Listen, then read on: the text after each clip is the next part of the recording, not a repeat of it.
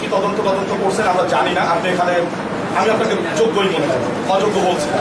কারণ হচ্ছে যেহেতু এতদিনে তিনি এত সম্পদের মালিক হয়েছে এবং আপনার নজরের সামনেই আপনি তদন্ত রাখেন না একজন প্রধান হিসেবে, এটা আপনার ব্যর্থতা। এই দায় আপনাকে নিতে হবে। আপনি নাও নেন, আমরা জোর করে হলো চাপাই দিব, এই দায় আপনার।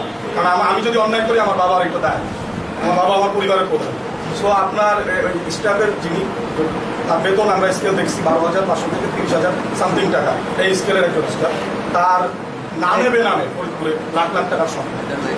সেইটা স্যার আমরা তদন্ত করে পাইছি।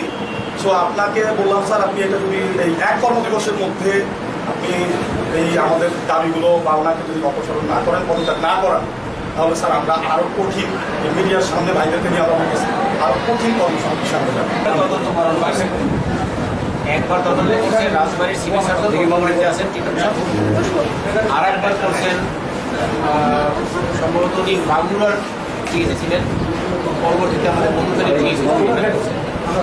সেই তদন্ত আমাদের ডিজি থেকে